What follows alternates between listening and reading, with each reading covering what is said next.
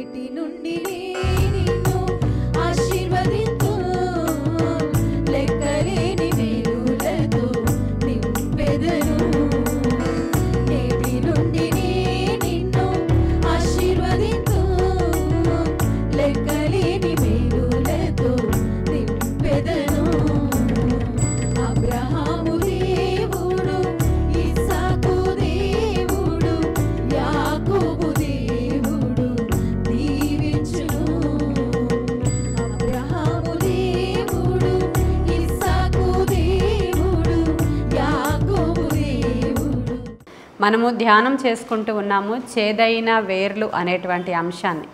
ఒక వేరు కాదు, చాలా చేదైనటువంటి వేర్లను గురించి మనము ధ్యానం చేస్తూ ఉన్నాం. కొలసీలకు రాసిన పత్రిక 3వ అధ్యాయము 8వ వచనము. ఇప్పుడైతే మీరు కోపము, ఆగ్రహము, దుష్టత్వము, దూషణ, మీ నోట బూతులు అని వీటన్నిటిని విసర్జించుడి. ఒకనితో ఒకడు అబద్ధమాడకుడి. ఏలయనగా ప్రాచీన స్వభావమును దాని క్రియలతో కూడా మీరు పరిత్యజించి జ్ఞానము కలుగు నిమిత్తము దానిని సృష్టించిన వాని పోలిక చెప్పున నూతన పరచబడుచున్న నవీన స్వభావమును ధరించుకొని ఉన్నారు. హల్లెలూయా.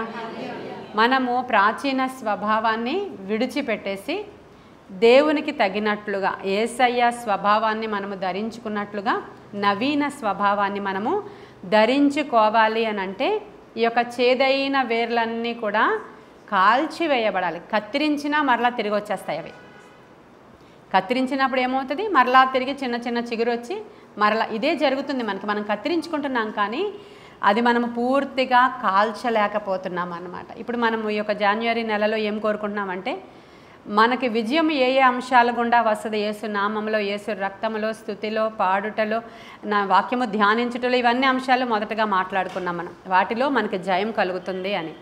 అయితే ఏమేమి విసర్జించాలి అనేటువంటి వాటి విషయానికి వస్తే ఈ సంవత్సరం అంతా చెప్పుకున్నా కూడా ఆ వేర్లు ఉంటూనే ఉంటాయి.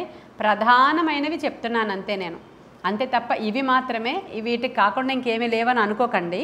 మనం ఇంకా ధ్యానం చేసుకుంటూ కూర్చుంటే ఈ సంవత్సరం అంతా వస్తాయి, అన్నీ ఉంటాయి చేదు వేర్లు. కానీ ప్రధానంగా కొన్ని ఉన్నాయి, అవి మెయిన్వి. ఇవి విసర్జిస్తే కొంత మట్టుకు మన భక్తి జీవితంలో మనము క్రీస్తులో వేరు పారడానికి అవసరమైన కృప ఆయన ఇస్తాడు. హల్లెలూయా. ఈ చేదైన వేర్లు మనం తీసేస్తే ఏమవుతాం, మనము క్రీస్తునందు వేరు పారిన వారమై. హల్లెలూయా. కాబట్టి ఈ చేదైన వేర్లలో మొదట చెప్తున్నాడు అక్కడ, మీరు కోపము, ఆగ్రహము, దుష్టత్వము, ఇంకా దూషణ, మీ నోట బూతులు అన్ని వీటన్నిటిని కూడా ఫస్ట్ ఏం చేయాలా, విసర్జించాలా. ఒకరితో ఒకడు అబద్ధం ఆడొద్దు.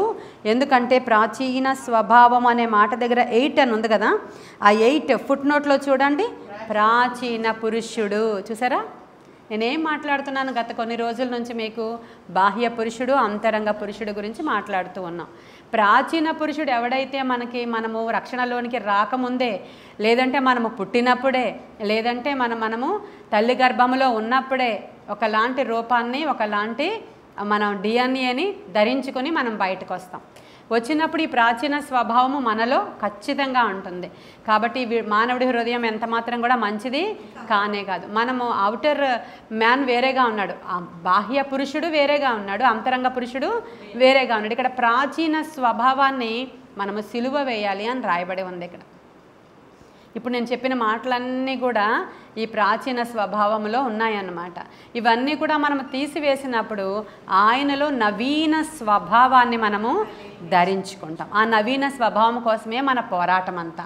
పౌలు కూడా అంతే చెప్తున్నాడు, ప్రభువా ఈ యొక్క చావునకు లోనైన ఈ శరీరం నుంచి నన్ను విడిపించాలి, నా బాహ్య పురుషుడు బలపరచబడాలి, నా యొక్క అంతరంగ పురుషుడు బలపరచబడాలి, బాహ్య పురుషుడిని నేను దాటుకుని నాలో ఉన్నటువంటి జీవధారాలు బయటికి ప్రవహించాలి అని పౌలు గారు కూడా అదే మాటలు మాట్లాడుతున్నారు. సరే, ఇప్పుడు ఈరోజు మన యొక్క చేదైన వేరు కోపము. చిన్నదే, అది 3 అక్షరాలు, 0 తీసేస్తే 2 అక్షరాలు కదా. ఆ చిన్నదే మన జీవితంలో ఎంత భయంకరమైన నష్టాలు మన జీవితంలో మనకి తీసుకొస్తుందంటే మనం చెప్పలేము. ఆ కోపము యొక్క భయంకరత్వము చాలా, ఇంకా మనం చెప్పడానికి కూడా వీరలేదు. కోపిష్టులు కొయ్య కాలులో కాలిపోతారని మలాకి గ్రంథంలో రాయబడి ఉంది. గర్విష్ఠులు, కోపిష్ఠులు వీళ్ళందరట అగ్నిగుండంలో కొయ్యకాలులో కాలిపోతారంట. మరి మనకి ఎన్ని మంచి లక్షణాలు ఉన్నా సరే ఆ కోపము అనేది మన జీవితంలో, అంటే మీరు కోపపడుడి కానీ పాపం చేయొద్దు. అంటే పాపము చేసేంతగా కోపం ఉంటుంది కొంతమందికి. అంటే దాంట్లో ఇప్పుడు మనలో చాలామంది మనల్ని మనం సమర్థించుకోవడానికి అందరికీ కోపం వస్తుంది కాబట్టి మాకు వస్తుంది, మేము పాపం చేసేంత కోపం చేయట్లేదని అనుకుంటాం చాలా సందర్భాల్లో. అసలు కోపము, ఈ గర్విష్ఠతనం అనేది మన లక్షణం కానే కాదు కదా. మన లక్షణం అది మన లక్షణం కానే కాదు. ఎందుకంటే గర్విష్ఠి వాడు సాతానుడు. వాడు గర్వము చేత, వాడు కోపము చేత, వాడు చాలా దేవునికి ఆయాసపరిచినప్పుడు ఆయన ఏమన్నాడంటే వీడిని తీసుకెళ్ళి బయటికి విసిరేయండి, అగ్నిలో పడేయండి అని చాలామంది దూతలను ఆయన బంధించి ఉంచారు. చాలా దూతలు ఇక్కడ ఫాలెన్ ఏంజిల్స్గా పడిపోయారు. వాళ్ళకి ఎక్స్క్యూజ్ లేదు. ఈరోజు మనకి ఎక్స్క్యూజ్ ఉంది. ఈరోజు మనము కోపిష్ఠులము, మనము గర్విష్ఠులము. మన తల్లిదండ్రుల యొక్క నైజాన్ని బట్టి, మన నైజాన్ని బట్టి, మనకి డబ్బులున్న కారణాన్ని బట్టి కోపము, గర్వము, ఆగ్రహము ఇవన్నీ కూడా మనకు వచ్చేస్తూ ఉంటాయి. ఈ లక్షణాలను మనం జయించినప్పుడు, ఆ ప్రాచీన స్వభావాన్ని మనం విడిచిపెట్టినప్పుడే ఆ వేరు మనలో నుంచి, రూట్స్లో నుంచి బయటికి పెరికి వేయబడినప్పుడే మన జీవితంలో ఆశీర్వాదం వస్తుంది. అసలు కోపం ఎందుకు వస్తుంది? మనకి ఎవరైనా కోపం పుట్టిస్తే కోపం వస్తుంది, అంతే కదా. మన చుట్టూ మనుషులు ఉన్నారు, మనం అడవిలో లేము, మనం ఎక్కడో ఎడారిలో లేము, మనకేం కోపం తెప్పించే మనుషులు చుట్టూరు లేరన్నానికి. ఈ మనుషుల వల్లే, ఇతని వల్లే నాకు కోపం వచ్చేస్తుంది, ఈమె వల్లే నాకు కోపం వచ్చేస్తుంది అని మనం వంక చెప్తూ ఉంటాం. మరి మనం ఏమైనా ఎడారిలో ఉన్నామా? కాదు కదా. మనుషుల మధ్యలోనే మనుషులు సోషల్ యానిమల్ అంటారు కాబట్టి మనం మధ్యలోనే ఉంటాం, మనుషుల మధ్యలోనే ఉంటాం. కాబట్టి కోపము ఎలాంటి భయంకరమైనటువంటి క్రియలు చేసిందో బైబిల్లో మన అందరికీ తెలిసిందే. ఆదికాండంలో ఉంటుంది. ఫస్టే కయ్యను, హేబేలు కదా. ఈ హేబేలు తమ్ముడు, కయ్యను అన్నయ్య. ఇప్పుడు వీళ్ళిద్దరూ కూడా దేవునికి అర్పణలు అర్పించారు. ఈ హేబేలు గొర్రెల కాపరి, కయ్యను రైతు. వాళ్ళిద్దరూ కూడా దేవునికి ఇద్దరు అర్పణలు పట్టుకొచ్చారు. ఈ యొక్క హేబేలు అర్పణ దేవుడు అంగీకరించారు, కయ్యను అర్పణ దేవుడు తిరస్కరించారు. మన అందరికీ తెలిసిందే, అర్పణ అనేది మనం హృదయాంతరంగాల నుంచి దేవునికి ఇష్టపడి ఇవ్వాలి తప్ప కష్టపడి ఎంత మాత్రం ఎప్పుడు కూడా ఇవ్వకూడదు. దేవుడికి ఇవ్వాలి కాబట్టి దశమభాగం చాలా కష్టం. చాలామందికి ఇవ్వడం, తీయడం, ఎస్టిమేషన్స్ వేస్తూ ఉంటారు సేవకుల్ని. వీళ్ళకి ఇవ్వచ్చా, వీళ్ళకి ఇవ్వకూడదా? అసలు మనము అలాంటివి బేరీజు వేసుకోకూడదు. మనము దేవునికి ఇవ్వాలి అంటే ఇవ్వాలి, దేవుని సన్నిధిలోనికి తీసుకొచ్చి హృదయపూర్తిగా. అది సేవకులు దేనికోసం వినియోగిస్తారో అది వాళ్ళ ఇష్టం, అది వాళ్ళ జీతం. అదే ఇప్పుడు మీకు జీతం ఇచ్చింది గవర్నమెంట్, ఆ జీతం మీరు దేనికి ఖర్చు పెడుతున్నారో మోదీ గారికి ఏమైనా లెక్కలు చెప్తున్నారా? మీరు ఏం చెప్పట్లేదు, మీ ఇష్టం అది.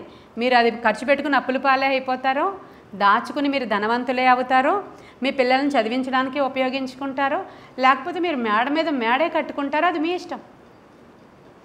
అలాగే మీరు కూడా జీతం తీసుకొచ్చి ఇస్తున్నారు అంతవరకునే. అలా కాకుండా లోపల లెక్కలు వేసుకొని, ఇప్పుడు వీళ్ళు ఏం చేస్తారు, దేవునికి అర్పించే అర్పణలను లెక్కలు వేసుకుంటారు చాలామంది. ఇప్పుడు కయ్యని లెక్కలు వేసుకుంటున్నాడు. వేయాలా ఇంకొంచెము, వద్దా, తీయాలా ఇంకొంచెము, ఈ ధాన్యంలో తీసాం కదా, ఈ సోంపులో ఎందుకులే, ఈ జీలకర్రలో ఎందుకులే, ఈ పుదీనాలో ఎందుకులే, ఈ సదాపాలో ఎందుకులే అనుకున్నాడంట. ఆయన హృదయం అలా ఉంది.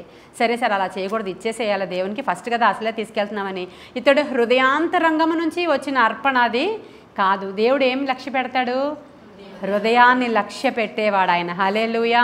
నువ్వు ఎంత ఇస్తున్నావు కాదు, నీ హృదయాన్ని ఆయన లక్ష్య పెడతాడు. పాత నిబంధనలో టైతేమో, నూతన నిబంధనలో నీవు ఆశీర్వదింపబడిన కొలది ఇవ్వాలి. అది నూతన నిబంధన. దాంట్లో ఏమీ లెక్కలు లేవు. పలానా చోటే విత్తాలనే లెక్కలు కూడా లేదు. నువ్వు ఎక్కడ భోజనం చేస్తున్నావో అక్కడ చెల్లించడం అది నీ బాధ్యత, అంతే కదా. ఎక్కడ నీ కొరకు సేవకులు ప్రార్థనలు చేస్తున్నారో, నీ కొరకు ఎక్కడ బలమైన కార్యాల కొరకు నీకు దేవుడు వాడుకుంటున్నాడో, ఎక్కడి నుంచి నీకు సారం వస్తుందో అక్కడ నీవు విత్తుకుంటున్నావు. అదంతా నీ విషయం. అది ఇక్కడికి వచ్చేటప్పటికల్లా కయ్యను కొంచెం ఆయన హృదయము మంచిగా లేదని దేవుడు చూశాడు. హేబేల్ అయితే ఇంకేమీ ఆలోచించలేదు. తన మందలో నుంచి మంచి చక్కని చిన్న గొర్రె పిల్లలను తీసుకొచ్చి దేవునికి బలి అర్పణ అర్పించినప్పుడు ఆయన లక్ష్య పెట్టాడు హృదయాన్ని. ఆ హేబేల్ అర్పణ ఇమ్మీడియట్గా దేవుని దగ్గరికి వెళ్ళిపోయింది. కయ్యను అర్పణ వెళ్ళలేని కారణంగా మిక్కిలి కోపం వచ్చిందంట కయ్యనికి. మిక్కిలి కోపం. 4వ అధ్యాయం చూద్దామా? ఆదికాండము 4వ అధ్యాయం చూద్దాం. ఆ మాటలు మనం డైరెక్ట్గా చదివితే బాగుంటాయి. నేను 4వ అధ్యాయం 5, 6 వచనాలు చదువుతున్నాను. కయ్యనును అతని అర్పణను ఆయన లక్ష్య పెట్టలేదు, కాబట్టి కయ్యనుకు మిక్కిలి కోపము వచ్చి అతడు తన ముఖము చిన్నబుచ్చుకొనగా యెహోవా కయ్యనుతో, నీకు కోపమేలా? ముఖము చిన్నబుచ్చుకొని ఉన్నావేమి? నీవు సత్క్రియ చేసిన ఎడల తల ఎత్తుకొనవా అంటున్నాడు ఆయన. మొహం మార్చుకుని కూర్చున్నావేంటి? నీ మొహం ఏంటి అలా ముడుచుకున్నావు? ఏంటి ఆ మొహం ఫీలింగ్స్ ఏంటి? అసలు దేవుడు నీ ఫీలింగ్ని కూడా చూస్తాడు, చూసారండి. మొహం ఎందుకు అలా పెట్టావని అడిగాడు దేవుడు అసలు. అందుకే చాలామందిని నేను తిడుతూ ఉంటాను, ఎందుకలా మాడు మొహంతో కూర్చున్నావు అక్కడ అని. నేను కూడా తిడతా అలాగే. ఎక్కడున్నావు? దేవుని సన్నిధిలో ఉన్నావు. నువ్వు ఇంటి దగ్గర ఎలా ఉన్నా కూడా దేవుని మందిరావరణలో ఎవరి మీద కోపపడుతున్నాం మనం? ఇక్కడ ఈ కయ్యను కోపం పడి మొహం మార్చుకుని కూర్చున్నాడంట. నేను మొహం మార్చుకోవడం అంటనే ఇక్కడ చిన్న పుచ్చుకుని నన్ను రాయబడి ఉంది కదా, అలా పెట్టుకుని కూర్చుని ఉన్నాడంట. అప్పుడు ప్రభు వచ్చి అడుగుతున్నారు, ఎందుకు నీ మొహం అలా ఎందుకు పెట్టుకున్నావు? నువ్వు నిజంగా సత్క్రియ చేస్తే ఈరోజు నువ్వు తల ఎత్తుకోవా? నువ్వు చేసింది సత్క్రియ కానే కాదు అని దేవుడు చెప్పినప్పుడు నువ్వేమైనా నన్ను కావలివాడిగా ఉంచావా మా తమ్ముడికి అని అడుగుతున్నాడు. చూసారా, ఇలాంటి వాళ్ళు దేవునితో కూడా వాదిస్తారు. దేవునితో కూడా వాదించేటువంటి మనుష్యులు ఏగో కయ్యను దగ్గర నుంచే స్టార్ట్ అయింది. అక్కడ ఆయనతో వాదించాడు. అప్పుడు దేవుడు ఆయన ఇచ్చినటువంటి శాపం ఎంత భయంకరం అంటే, ఇప్పుడు ఈ కయ్యను రైతు కాబట్టి ఈయన కోపము ఈయన జీవితంలోనికి ఏం తీసుకొచ్చిందంటే చాలా పెద్ద శాపాన్ని తీసుకొచ్చి, నువ్వు రైతువు కాబట్టి నువ్వు ఎక్కడ చేపెడతావో అక్కడ భూమి సారం ఇవ్వడం మానేసింది. నీవు కోపిష్టి వాడవైతే నీ ఆఫీసులో నీకు హెచ్చింపు ఉండదు. నీవు కోపిష్టి వాడవైతే నీ ఇంట్లో నీకు హెచ్చింపు ఉండదు. నీవు కోపిష్టి వాడవైతే నీ ఇల్లంతా సారము లేని భూమి వలె. ఒకసారి ఆలోచించాలి, ఇది చిన్న విషయము కాదండి. అందరికీ కోపం ఉంటుంది. కోపం లేని నరుడు ఎవ్వరూ ఉండరండి. చాలామందికి చాలా చోట్ల చాలా సంఘటనలు మీరు చూసే ఉంటారు. ఆ అమ్మాయి ఏదో తప్పు పనులు చేస్తుంది, తల్లి చిన్నపిల్ల ఉంది, అది ఏడుస్తుందంట, ఊరకనే ఏడుస్తుంది. ఇంటికి ఎవరో ఆమె ప్రియుడు వచ్చాడంట, అతనితో మాట్లాడుతుందంట. ఈ లోపల చిన్న బిడ్డ ఏడుస్తుంది, ఎందుకంటే వచ్చినవాడు నాన్న కాదు.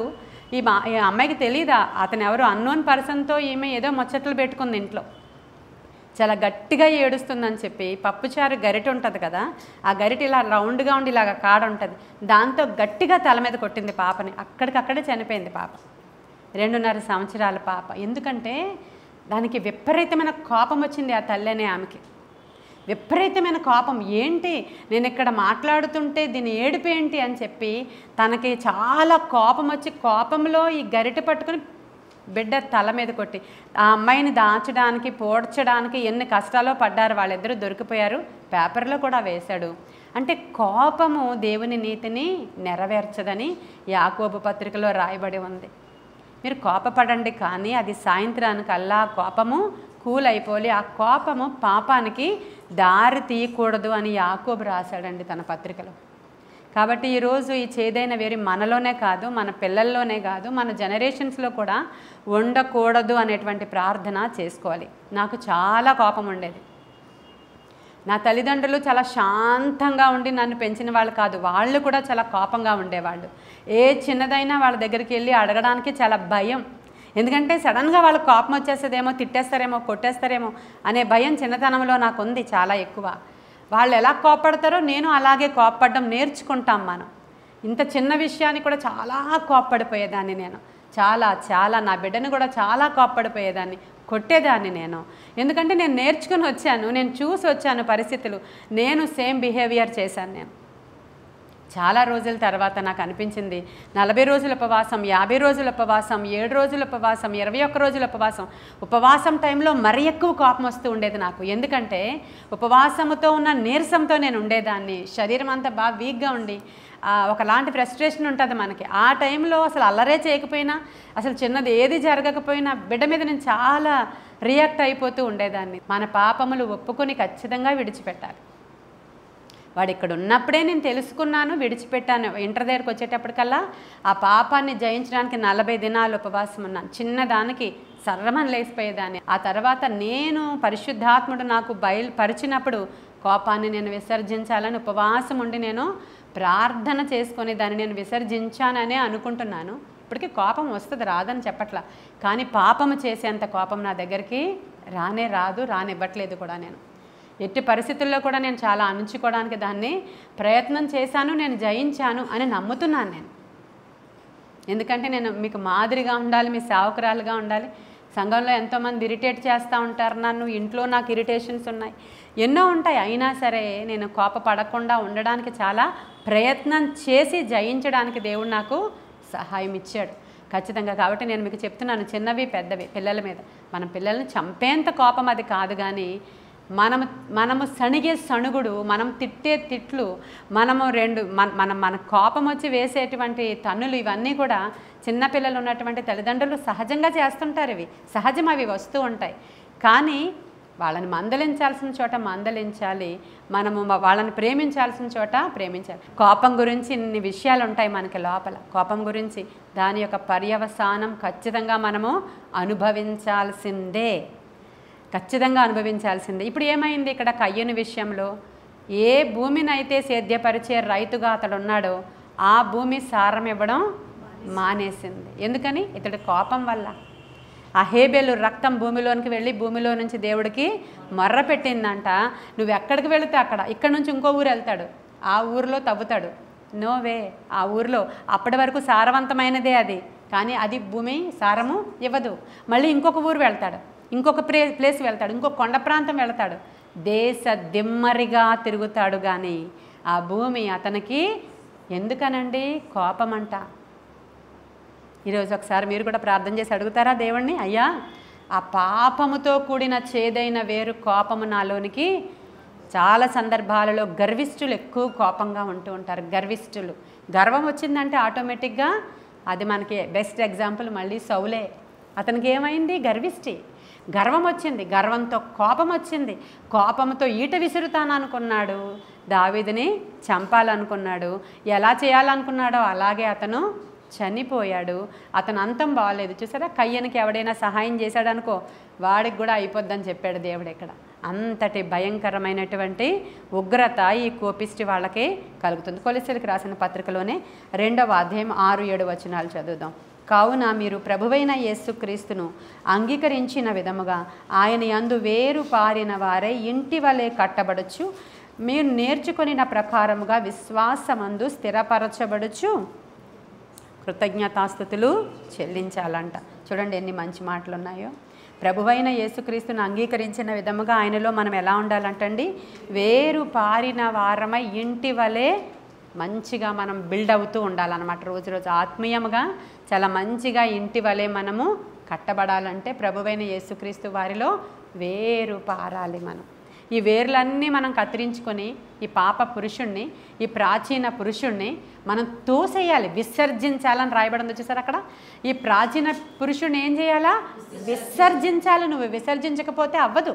ఖచ్చితంగా నువ్వు అసహించుకోవాలి, దాన్ని విసర్జించాలి. నీకుంది అని నువ్వు గ్రహించాలి. నేను గ్రహించాను, ఇదిగో నాకు కోపం ఉందని నేను గ్రహించాను, ఈ కోపము మంచిది కాదు. దానికి అనేకమైనటువంటి బహానాలు చెప్పచ్చు. కోపం తెప్పించారు కాబట్టి నాకు కోపం వచ్చింది, నువ్వు అలా చేసావు కాబట్టి నాకు కోపం వచ్చింది, నువ్వు ఇలా అన్నావు కాబట్టి నాకు కోపం వచ్చింది అని ఎన్నైనా వంకలు చెప్పచ్చు. కానీ అలా కాదు. ఇది ఎక్కడదో ఈ చేదైన వేరు నాలో ఉంది. మా నాన్నగారు చాలా కోపంగా ఉండేవారు చిన్నప్పుడు. చిన్నదానికి పెద్దదానికి చాలా కోపం, మాట్లాడాలంటేనే కోపం, అసలు ఏం తిడతారో కోపం, అలాంటి కోపం. అటువంటి కోపిష్టిగా ఉండేటువంటి తల్లిదండ్రుల దగ్గర నుంచి మనం వచ్చినప్పుడు వాళ్ళకి తెలియదు, వాళ్ళు చిన్నవాళ్లే అప్పటికి. మేము చిన్నప్పుడు వాళ్ళు చిన్నవాళ్లే. వాళ్ళకి ఎక్స్పీరియన్స్ వచ్చినప్పుడు ఇప్పుడు కోపం రాదు మనం ఏమన్నా, ఎందుకంటే వాళ్ళు వృద్ధాప్యంలోనికి వచ్చేసారు కాబట్టి వాళ్ళు సాధు చేయబడిపోతారు. వాళ్ళకి ఎక్కడి నుంచో డౌన్లోడ్ అయింది అది. మనం గొప్పగా చెప్పుకుంటూ ఉంటాం, మా తాతగారికి చాలా కోపం అండి, మా అమ్మాయికి అలాగ వచ్చేసిందని నవ్వుతాం మనం. అది నవ్వే విషయం ఎంత మాత్రం కూడా కానే కాదు, నవ్వే విషయం కాదది.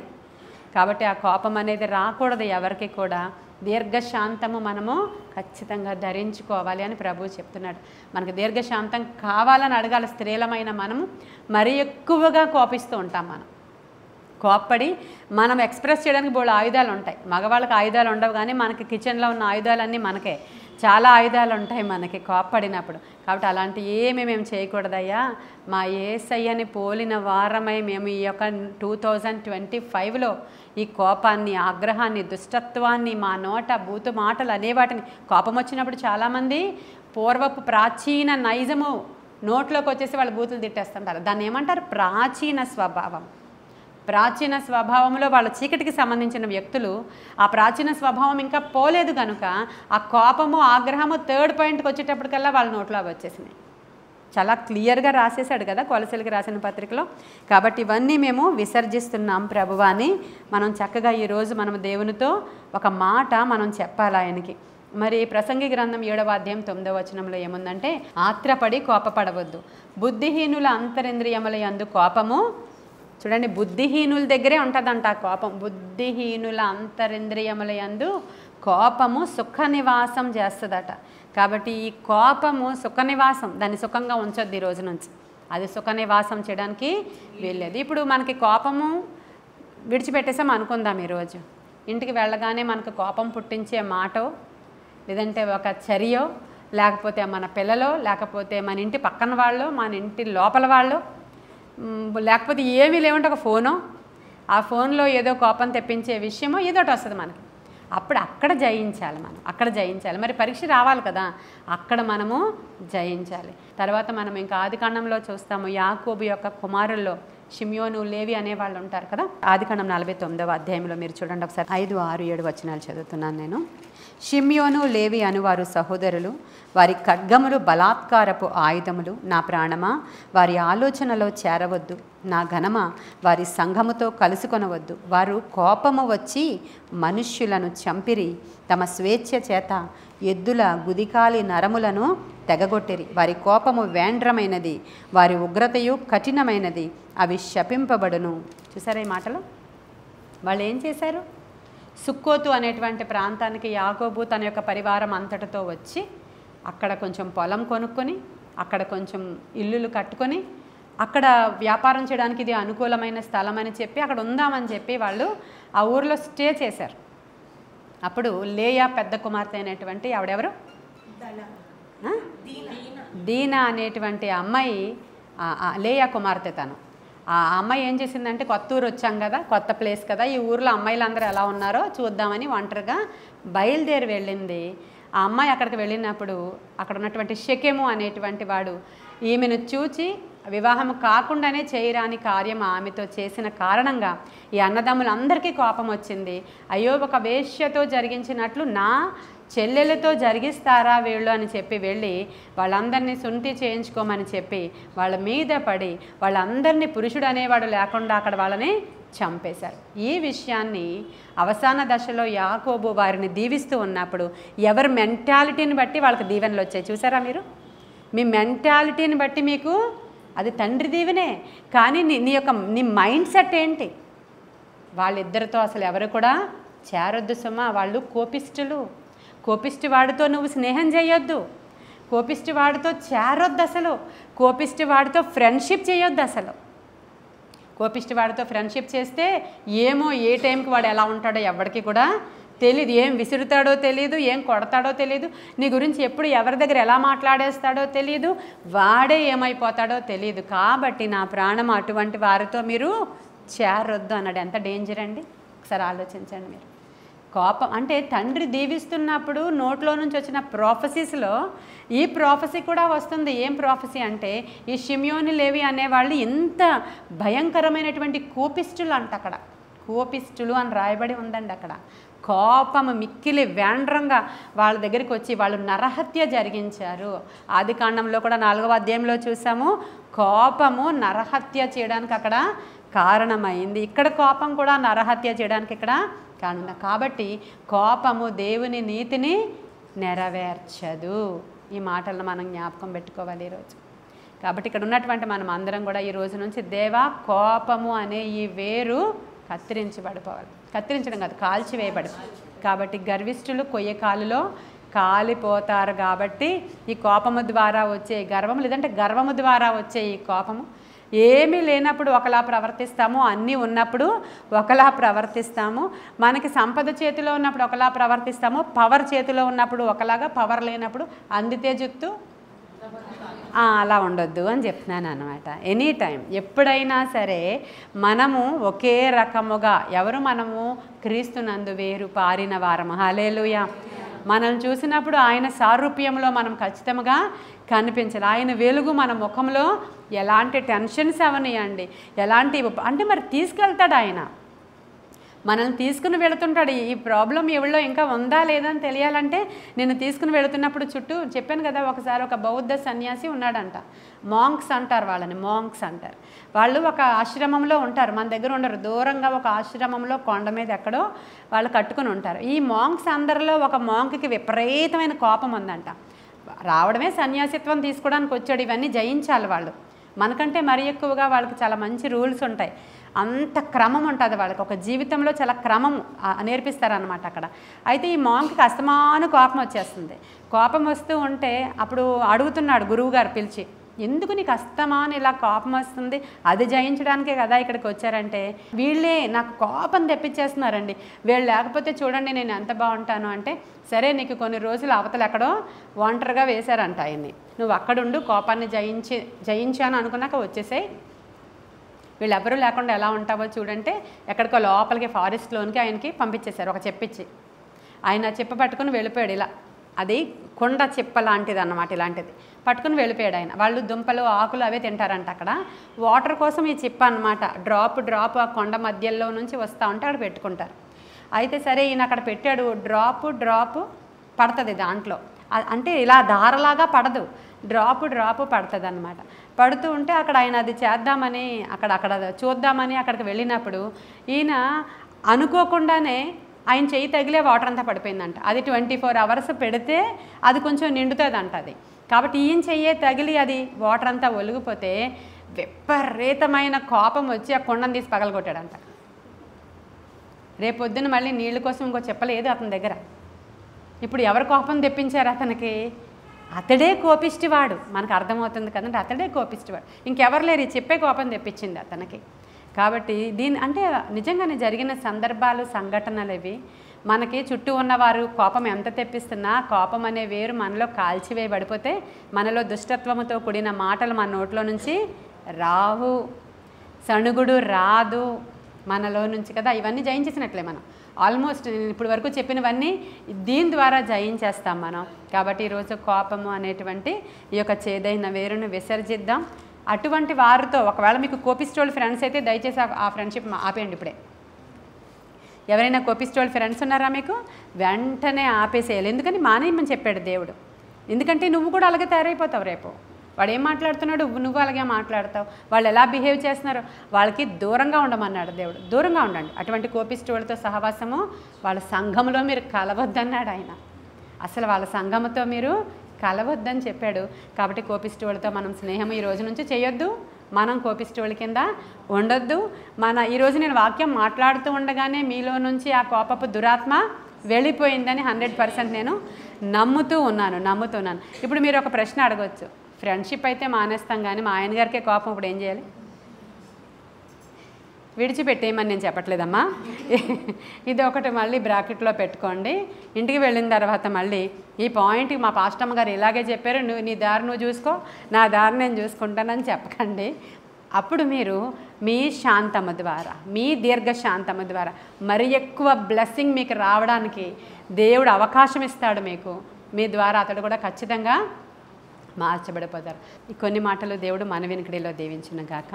ఆమెన్. ప్రార్థన చేసుకుందాం. మహాపరిశుద్ధుడైన తండ్రి, మహోన్నతుడైన దేవ, సర్వాంతర్యామి, సర్వ సృష్టికర్త, సకల ఆశీర్వాదాలకు కారణభూతుడా, దీర్ఘశాంతుడా, అనంత స్తోత్రార్హుడా, నీ అందు వేరు పారి జీవించడానికి అవసరమైన కృప ధన్యత మీరు మాకు దయచేయమని వేడుకుంటున్నాను. ఆత్మశక్తితో కార్యాలు జరిగించండి, ఆత్మ బలముతో కార్యాలు జరిగించండి. నాయనా నీ కృపగల హస్తానికి నాయన అయా వినుచున్న మమ్మల్ని అందరినీ మరొకసారి అప్పగించుకున్నాను. శోధకుడి యొక్క శోధన ఈరోజు మేము సాక్షులుగా నిలవబడిన మా దగ్గరికి రావడానికి వీల్లేదయ్యా. దేవ, యేసు నామంలో ప్రతి గర్వపు కోపపు దురాత్మ యేసు నామంలో మమ్ములను, మా కుటుంబాలను, మా బిడ్డలను, మా తరాలను విడిచిపెట్టి బయటికి పారిపోవును గాక. అది మరి రాకుండును గాక. మా చుట్టూ అగ్ని కంచె, రక్త కంచె, రక్షణ కంచె వేయండి. ఆ దుష్టత్వము మాలో నుంచి పారిపోవునుగాక. క్రీస్తు యందు వేరు పారిన జీవితాలు మాకు కావాలని కోరుకుంటున్నామయ్యా. ఈ చేదైన వేరు ఈరోజు కాల్చివేయబడినందుకు వందనాలు, స్తోత్రాలు, స్తుతులు చెల్లించుకుంటూ మా నోట ఎల్లవేళలా స్తుతి యాగం ఉండడానికి సహాయం చేయమని నజరేయుడైన యేసయ్య శ్రేష్ఠ నామంలో ఈ ప్రార్థనాన్ని సన్నిధికి చేర్చుకుని జవాబు దయచేయమని మిక్కిలి వినయముగా అడిగి ప్రార్థించి వేడుకొని పొందుకొని ఉన్నాము మా ప్రియ పరలోకపు మా తండ్రి. God bless you.